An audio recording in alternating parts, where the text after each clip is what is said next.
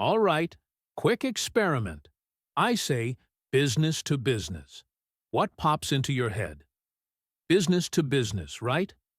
Maybe a bunch of suited execs in a boardroom with too much coffee. Totally literal.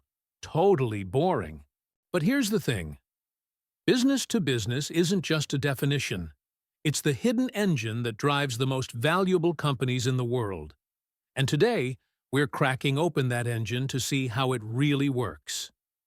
Beyond the handshake, because whether you're investing, building, or just trying to understand business, this changes everything.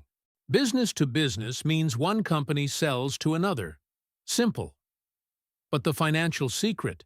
You could be selling the exact same thing. But the value proposition isn't even in the same universe. Take Apple. When you buy an iPad for yourself, that's B2C, emotional, quick, a personal buy. But when Apple sells 500 iPads to Salesforce, that's B2B. And suddenly, it's not about the gadget. It's about creating operational leverage. You're not a product seller anymore. You're a strategic partner in productivity and profit.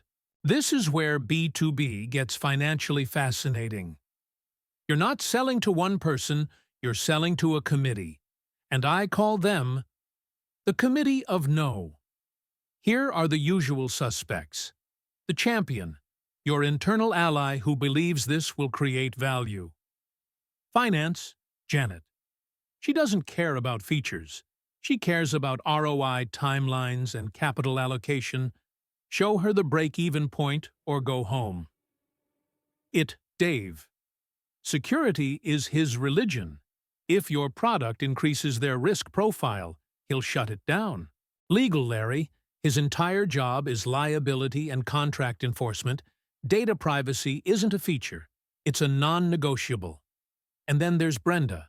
Title, vague, power, absolute.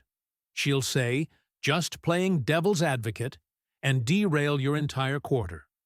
These people all have veto power. You're not having a sales conversation. You're navigating a corporate governance structure. If B2C is a sprint, emotional, impulsive, B2B is a strategic marathon. You're not selling a product, you're pitching a capital investment. Why? Because B2B buyers aren't asking, do I want this? They're asking, what's the ROI? When do we get our money back? Does this create operational leverage? Will it scale with us? How does this reduce our risk or increase our competitive moat? This is why the sales cycle is brutal. Demos, case studies, pilot programs, all designed to prove you're a sound financial bet. And check this. In B2B SaaS, the average sales cycle is 134 days. That's 4.4 months of proving your financial worth before you see a dime. This isn't commerce. It's corporate due diligence. Here's the financial truth.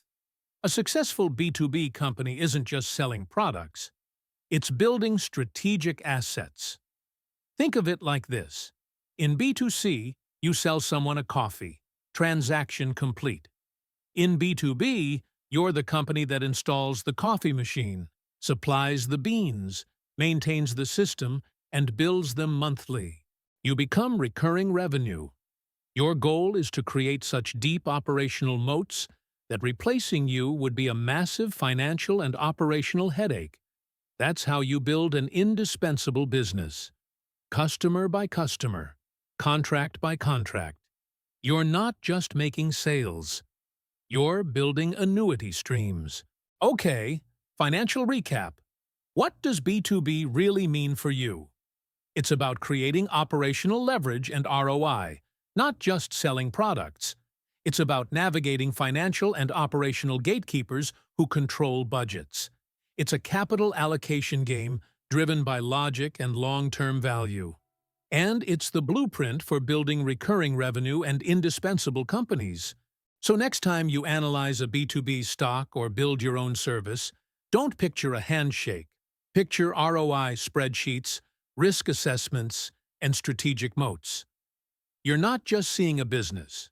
You're seeing the architecture of value. If this unlocked a new level of business understanding for you, Hit like and subscribe. I'm breaking down more business models like this, and I promise, it's where the real money is made.